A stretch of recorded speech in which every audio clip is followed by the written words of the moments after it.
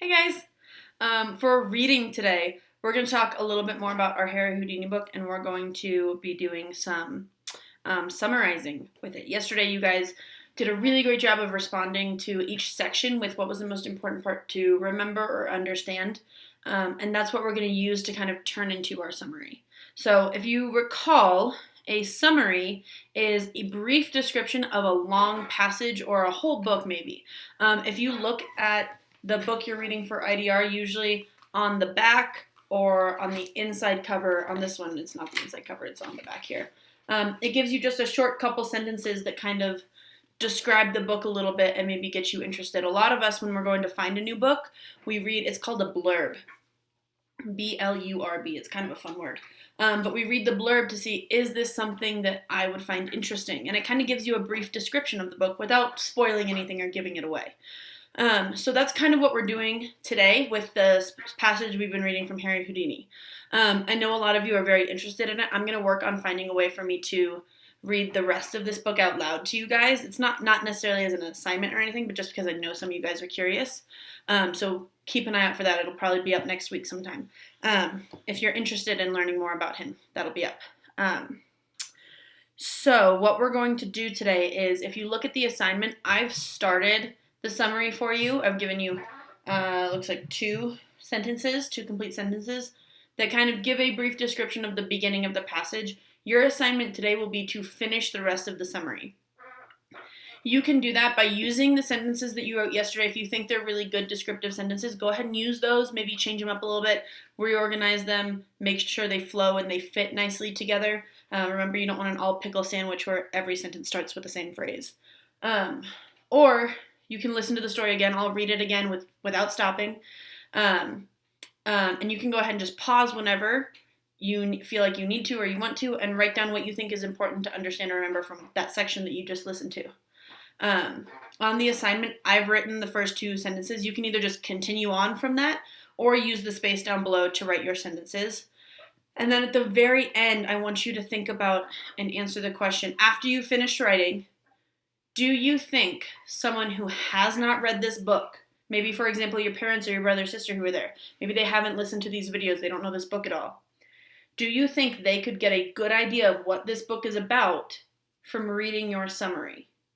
If the answer is no, what do you think you could add? A good way to test that would be, if you do have someone at home who can, before you submit this, show them the summary and see what they say. So if they say, this is wonderful, I know all about this book, I want to go read this book now.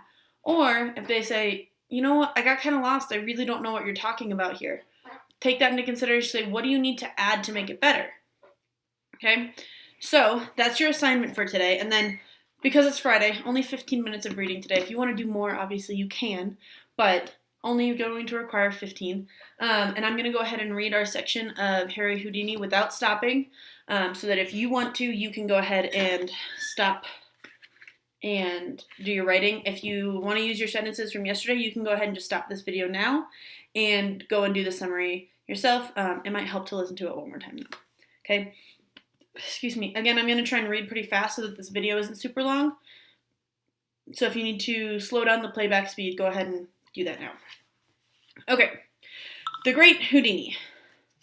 The new safe stood on the stage of the Euston Palace Theatre in London. Its door was swung wide open. Harry Houdini, the young American magician, got ready to step inside. He was wearing only a bathing suit. London newspapers had printed these bold headlines: Houdini challenges safe maker, offers to escape from safe before theater audience. The year was 1904.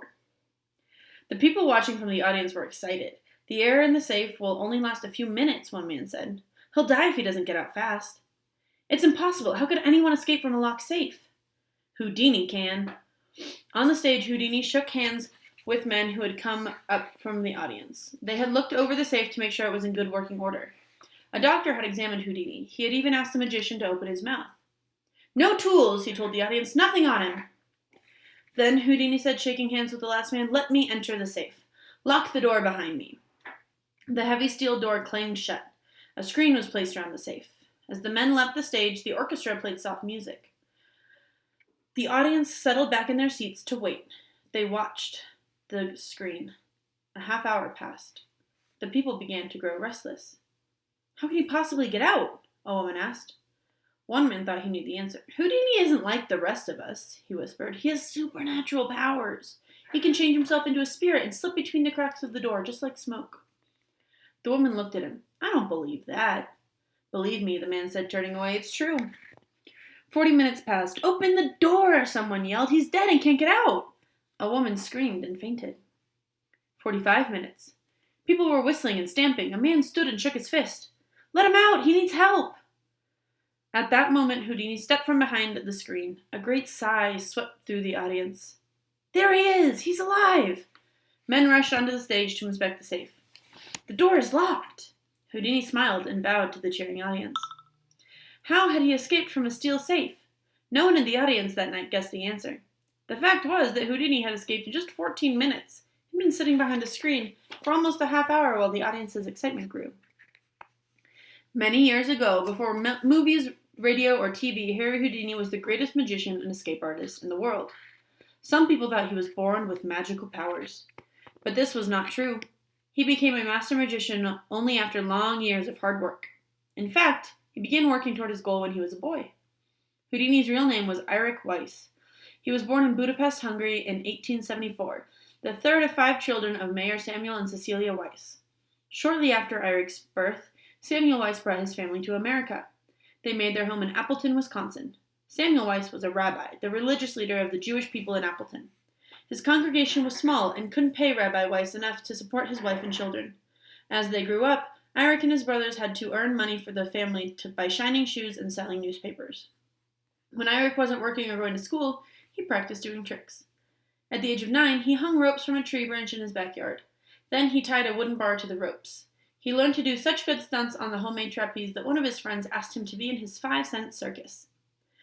Feeling like a real circus star, Eirik called himself the Prince of the Air. He loved the clapping and cheering of the boys and girls who watched him. He also practiced rope escapes. He put his hands behind his back and let friends tie his wrists together with a rope. After a few minutes, he held up the rope. His friends were all amazed. How had he escaped? Eirik only smiled. He had already learned the first rule of being a magician. Never tell how you do a trick. Mother Weiss was amazed at another trick her son had learned. Pieces of her apple cake began to disappear. So she hid the cake in a cupboard and locked the door. The cake still vanished. One day, after several cakes had disappeared, she found out where they went. Her son had a new interest: picking locks. The small lock on her cupboard door was easy to open with a bent piece of wire. That doesn't surprise me, the town locksmith said. He had heard about Eirik's trick. That boy has been coming to my shop for weeks. He can pick any lock in the place. In 1887, when Eirik was 13, Rabbi Weiss moved his family to New York. There was more Jewish people there, and Rabbi Weiss hoped to start a small religious school. But he became ill and could do nothing to support his wife and 5 children. To help his sick father, Eirik took whatever jobs he could find.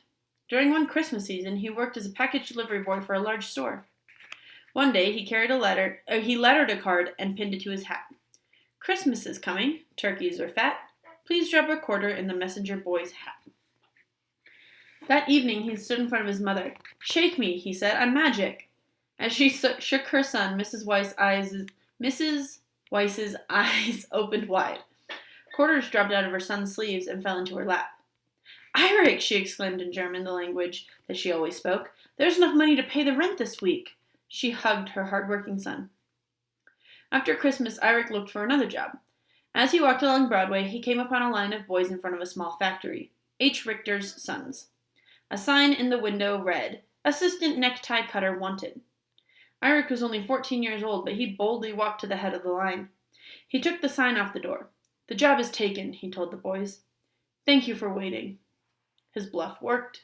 He got the job and stayed at H. Richter Sons for the next 2.5 years.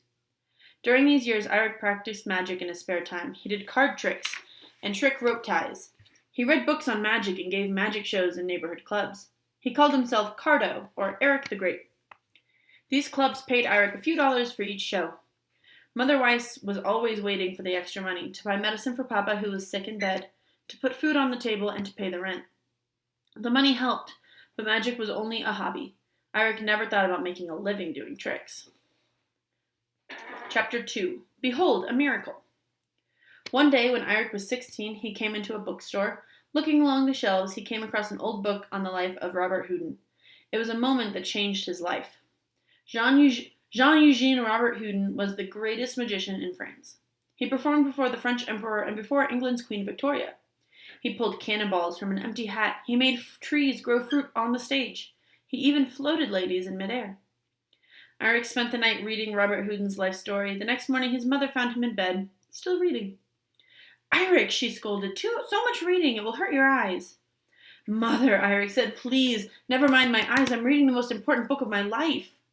So, Mother Weiss said, what makes this book so important at 6 o'clock in the morning? Eric held up the book. This man, Robert Houdin, has made me see that I can make magic my life's work. If he did, so can I. Mother Weiss's eyebrows lifted. A fine thought, Eric. But can you make money doing magic? Remember poor Papa, he is unable to work for us. There's the rent to pay. We must eat. Eric stared at the book. I don't know how much money I can make, but I want to become a magician, just like Robert Houdin. Within a few days, Eric left his job at H. Richter Sons. He also made another important change. To honor his hero, he decided to change his name to Houdini. Since friends called him Irie, which sounded like Harry, he became Harry Houdini. He was 17 years old. Okay, so I hope that quick review helped. Go ahead and get onto Seesaw and answer those questions. Don't forget, if you need to, have somebody else read your summary before you answer number 2. That might help a little bit. So, best of luck. Remember, only 15 minutes of reading today. Bye, guys.